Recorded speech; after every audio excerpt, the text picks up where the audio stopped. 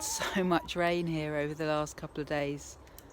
I think there was technically a storm, one of the first named storms, Storm Alex, of the season. So hopefully that's not the start of things to come.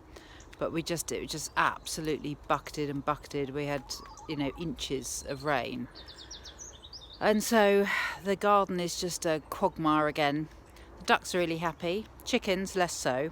So I'm just going to go through what I do to kind of try and keep the chickens a bit more content, even though the weather's really rubbish and their coops get all horrible and manky and muddy and everything. So I'm just going to talk a little bit about that. This is one of the Welsummer pullets who's started laying. So she's kind of a proper hen now. She's very pretty colours. Anyway, this feeder I've got here is actually the steamer trivet out of an old pressure cooker. So you can probably see it's actually got some holes in the bottom. And that's actually really useful because obviously although the food gets a bit damp, they will eat it when it's a bit slightly soggy. But obviously it doesn't kind of collect and get all, it doesn't get too horrible. It just gets slightly damp.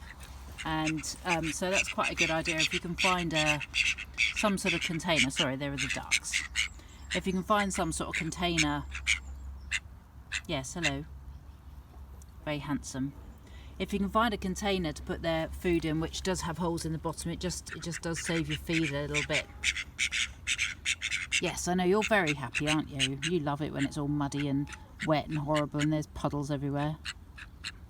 Yes, absolutely.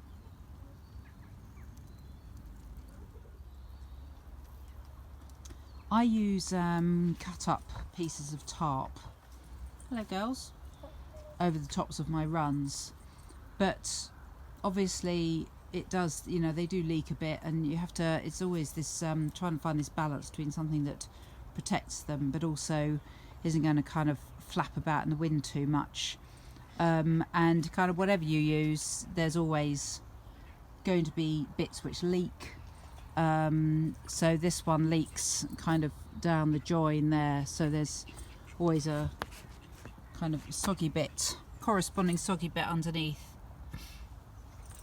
But that's fine. It does keep the worst of the rain off, but this is quite a tall coop, as you can see, and so the rain kind of comes in through the sides and around the front. So it's not particularly. The tarp doesn't protect it unless the rain is coming directly down, and even then it just sort of flows around quite a lot.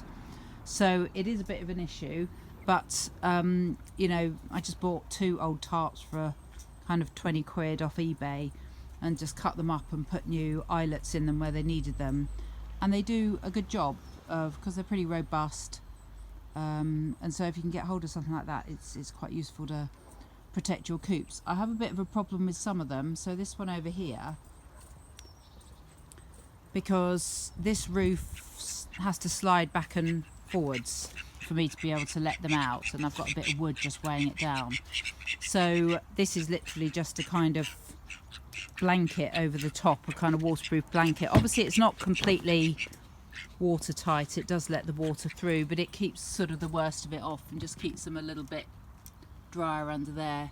They do hate getting wet and muddy, and also it just makes the eggs all grubby, and they just look really depressed when they're all wet and living in wet and sort of soggy conditions, and they can end up with a condition called bumblefoot, which is where they basically get sort of an infection in the ball of their foot. So it's quite important to try and keep them dry, and they do like a perch. These ones, it's a bantam coop and it's a little bit small for them. So ideally you'd like them to have a perch in there so they can get up off the damp floor. As you can see, I kind of had to improvise when the weather was really bad at the weekend, because this little ark where the chicks are doesn't have any sort of cover on it, and so I had to just quickly get some shavings bags and weigh them down, plonk them over the top. Quite a good idea if you've got one of these small arks or a bantam coop, which is, and this is what I'm going to do with that one I just showed you, which is very low. You can kind of put it up on stilts. You can get a sort of frame, build a frame, surround it with chicken wire, and then sit the coop on top of that, and it kind of gives them a shelter underneath where the coop, the triangle section is, where the floor is under there. That then provides a roof. But that's quite a simple way, especially if you can get hold of some pallets and just cut them in half and prop them up like that. So that's what I'm going to be doing with the bantam coop over there, and I will do that with this one as well. This is a little field shelter I bought from Flights of Fancy, which is where I've bought all my other coops from. And as you can see, it's got a perch in there, and it's got a nice wide roof. It's quite big, but the chickens love it in there. You can see all the sort of feathers and stuff where they've been preening, but that's really lovely, and they do like it in there. And it is worth constructing some sort of shelter for them so that they can go and sit out the way and perch up somewhere and just keep dry. They do really appreciate having something like that. These hens have got a bit of old polycarbonate sheeting, which is really rubbish. I bought about 20 sheets of it, thinking, oh, that would be great for putting on the chicken runs, but it blows around, and even though it's meant to be UV protected, it just kind of seems to perish really quickly, and then it cracks. And as you can see, I've improvised with a few old beehive roofs, which I can't use for hives anymore, so just to try and cover them. But as you can see, it gets really, really manky and horrible. Now I have put some... Oh, come on, out you come then. Ralph, he's molting. Not looking his best, bless him. A bit embarrassing, isn't it, really, chum? So as you can see in here, it's pretty yucky and horrible. They've got a little dry bit under there where underneath the coop, but it's really difficult when you've got, you can't keep it dry because the chickens obviously tread around in it, and it is quite difficult to keep on top of it. So what I'm going to do is get some wood chip, because that obviously drains through, and although it does compost after a while, it does mean that they stay much drier for longer. And so wood chip, and you can get that from tree surgery waste. Just make sure there's nothing kind of too noxious in there, but that's a really good way of getting hold of cheap wood chip. Try and keep the inside of the coop really nice and clean, so clean it out a bit more frequently if the weather's really horrible, just because the birds may well spend a little bit more time inside, so it's wise to keep it as clean as possible.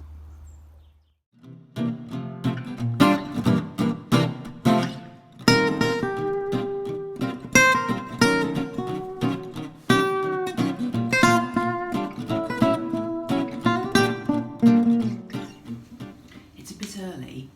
I was woken up by my dog rather than puppy, I hasten to add, whose little chap is sleeping rather beautifully next door.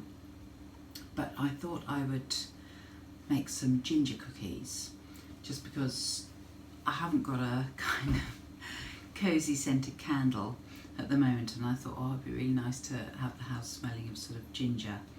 So I'm going to make these ginger cookies, and they're sort of they're not particularly soft and squidgy, so they are a bit like crisper and crunchier than a soft cookie. But I'm going to add some crystallised ginger. I'm a bit funny about ginger. I love it in sweet things, but I don't like it in sort of savoury. But I do really like ginger when it's in a cake or a biscuit or something. So I've not made this particular recipe before, but it's a pretty straightforward cookie recipe. So I'm going to start by weighing out some butter and golden syrup into my pan, and then I'm going to melt those two down together. So it's 85. It's not that early. It's nearly 7 o'clock, but I've been up for a little while. Actually, I'll use a bit. That's a good start. Wrong way up. Oh dear.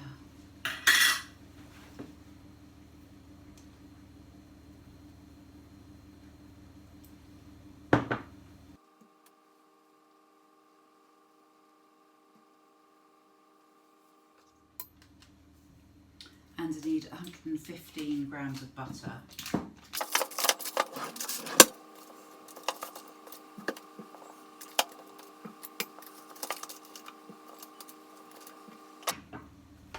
And I put this on to melt.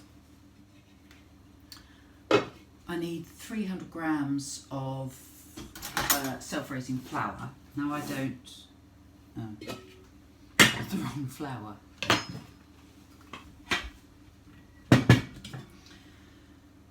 So I need 300 grams of flour. This is bread flour.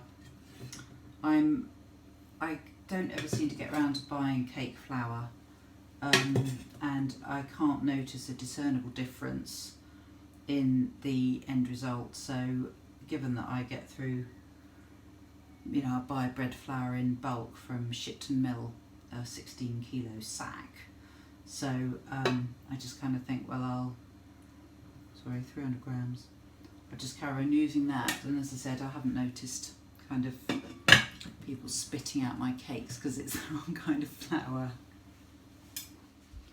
This isn't self-raising though, and I need it needs to have a raising agent, so I'm going to just add 2 teaspoons, which is about that, of baking powder.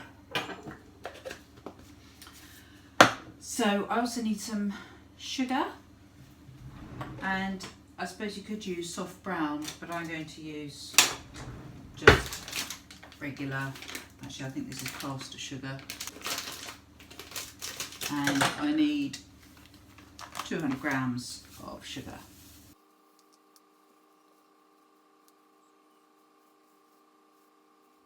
So in the recipe it's just got ground ginger in it, but I'm going to be using some crystallised ginger as well.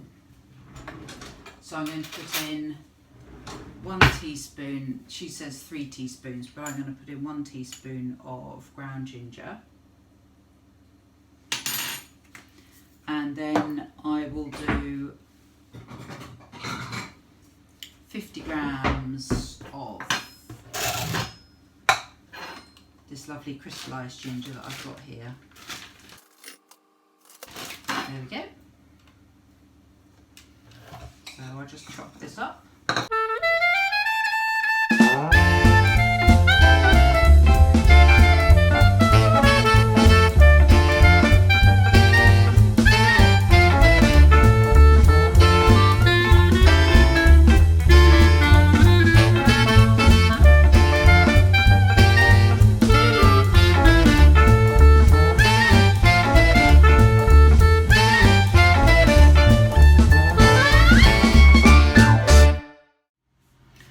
To add 1 egg to the mixture, and I was talking before about chickens, and when they, you know, when the weather's not great and they get a bit muddy in their runs, you shouldn't really wash chicken eggs if they get grubby. So because the shells are slightly porous, it's a bit different with duck eggs because they have a kind of waterproof coating, a kind of cuticle on them, which keeps them, which makes them waterproof. But hens' eggs are actually really quite porous. That's because obviously the chick, when it's developing, needs to breathe.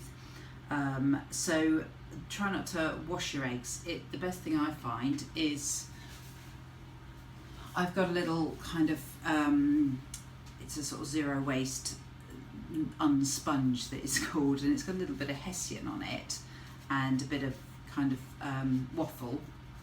And actually I find these really good if you just dampen it and use this to sort of just scuff off any dirt. I mean, this one's actually clean, but as I said, you don't really want to get them sort of wet.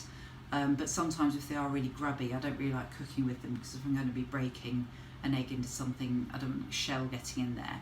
So you can sort of wash them if you're just going to cook them immediately, or if you're going to be boiling them or something. Yeah, generally speaking, you don't really want to get the eggshells wet.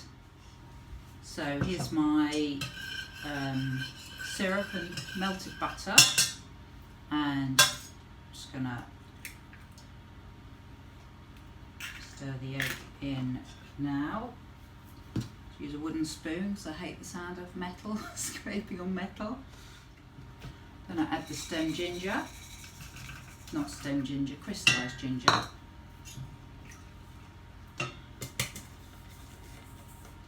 And then the dry ingredients. Smells amazing. I homeschooled my children, and I used to make Play-Doh. I can't remember the recipe now, but it was oil and flour basically, and I used to put some lavender essential oil in it and used to heat it up and sort of cook it for a bit, and warm Play-Doh, warm lavender scented Play-Doh was just the best thing. So I'm getting a similar sort of feels with this, to be perfectly honest. So what I have to do now, slopping everywhere. What I have to do now is just turn this out and then shape it into the, this will make 16 biscuits, so I'm just going to turn it out. I'll just grab a bit of flour. Yeah, that's still a bit hot, excuse me.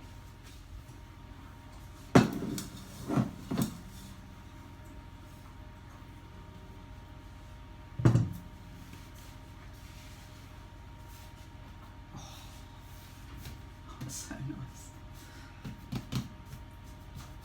So I'm going to shape it into kind of a log, and then I'm going to divide it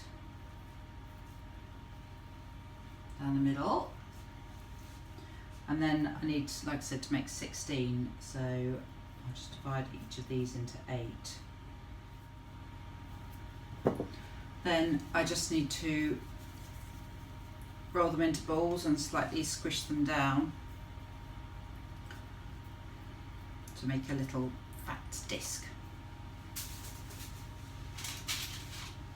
I'm putting them on baking trays lined with parchment paper, not greased, because these will spread too much otherwise. So I'm just going to pop them.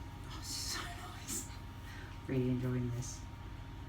It's weird because I hate getting sticky, like with making crumble mixture and pastry and things like that. I always have to use my machine, but there's something about the sort of slightly, it's so warm, it's just lovely.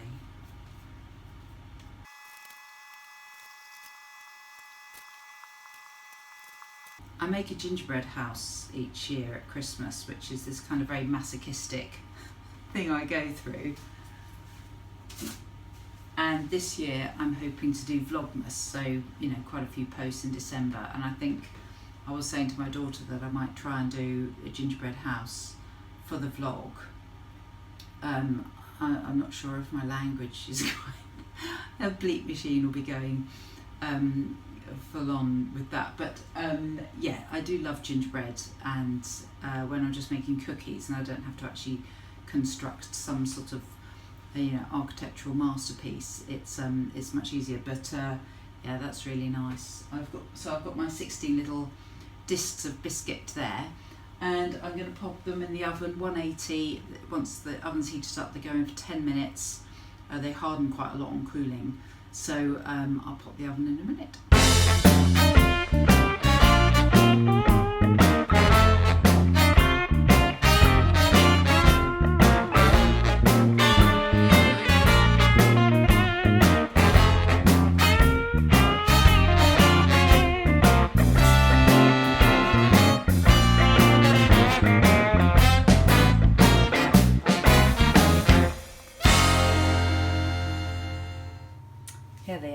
of the oven. I probably left them in a minute too long because I got distracted sending someone a message.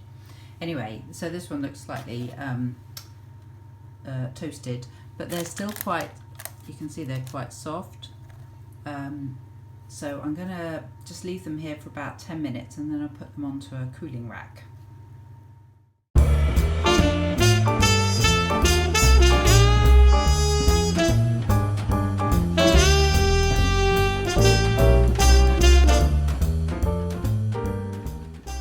I'm making some catnip mice. So this is an old bit of woolen jumper which I felted. It did have lots of holes in it already actually, so it was kind of beyond wearing, and yes, then I just basically washed it too hot and so it felted. So I'm just making some, so I've just cut it, this is part of the sleeve, you can see the seam down there, so I've just cut a sort of triangle and I'm just blanket stitching it around the edge with just some, Neddy, just some yarn. And I'm not for 1 second suggesting you should, you know, try and sell these or whatever, but as just if you've got a cat or you know someone who's got cats, obviously if you've got a sewing machine, which I actually do, but it's sort of buried, you can machine sew these, but I think sometimes it's quite fun to, you know, just do something a bit kind of haptic, you know, enjoy that sort of handmade feel. And these are certainly going to look handmade. But I'm just blanket stitching around the edge, aren't I, Neddy?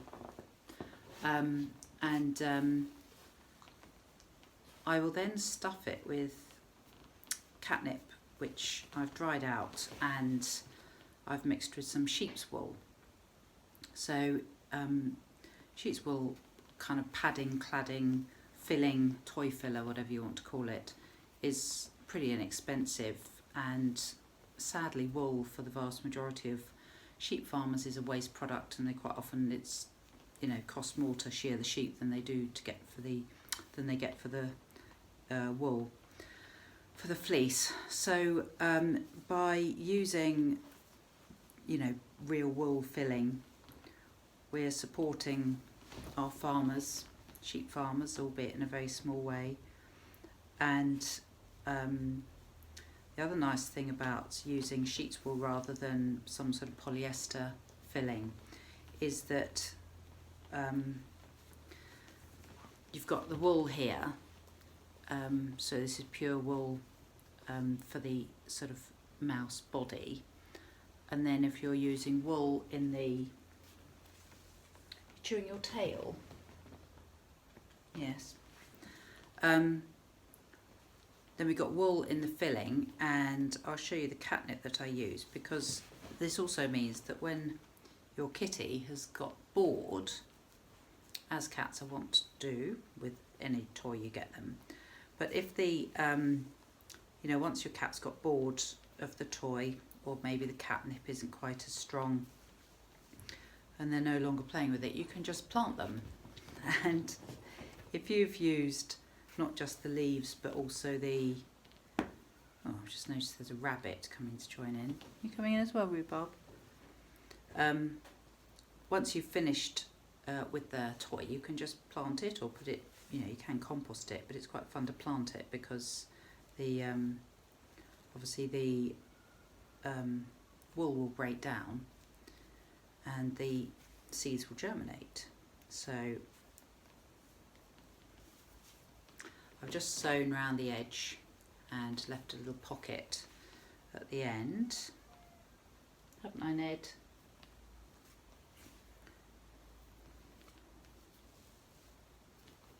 So like I said, it's very rustic, but it'll serve a purpose.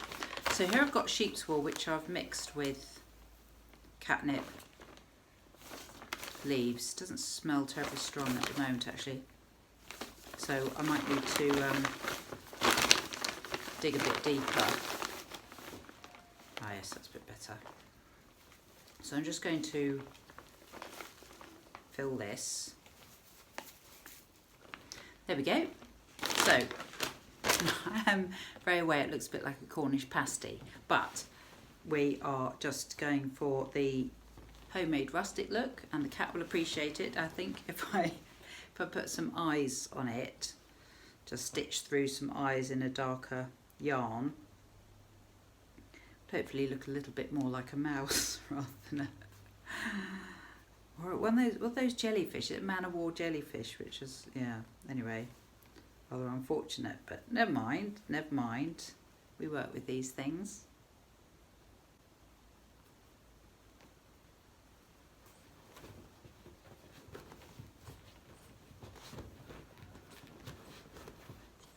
Getting comfy.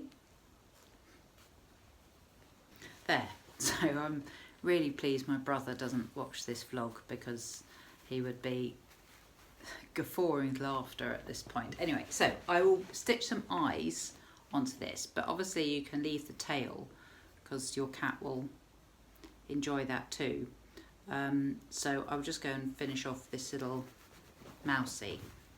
Here we are. Here is my finished catnip rat, and I know it's not terribly pretty and it does look like a small child made it, but that's fine, we can just pretend a small child made it, and I'm sure actually the cat will appreciate it once he has gotten used to it, and yeah, I'll see what he thinks of it. Sausage, what are you doing in there? That's my yarn box. Look, I made you a rat. Do you want it? Yeah?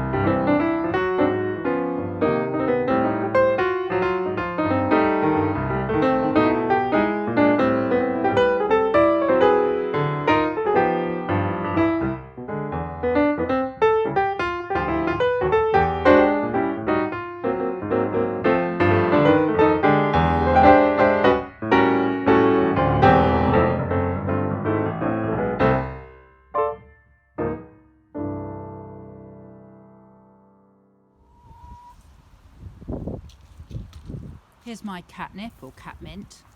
You can see the flowers have gone over now, but they have hundreds of tiny little, very beautiful little tiny flowers. I can't remember the name, I think labiate or something, but they're very, very pretty little flowers, and the bees adore them because they've got little big little flowers on big clumps, so they're very sort of worthwhile for the bees to, hello duckles, very worthwhile for the bees to visit. So it's an excellent bee plant. It's a perennial, so you just cut it back, keep all the bits for drying. The seeds, they grow really well from seed. I have little catmints popping up all over the garden. You can also grow from cuttings because they're kind of part of the mint family, so they grow really well from cuttings. And yeah, it's just one of my all-round top plants. And yeah, I just cut it all back and dry the whole lot. Stems, leaves, seed heads to use in, you know, for catmint, for cat toys, or just giving to your cat for the winter when it's a bit, they get a bit bored. My my cat is a house cat, so he doesn't go outside, so it's always nice to have things to keep him amused, and he does like a bit of catmint, I must say. I was going to do my little outro outside, but it's rather bucketing with rain, so I thought I'd sit here with little Neddy, you good boy, and say goodbye, and I hope to see you next week.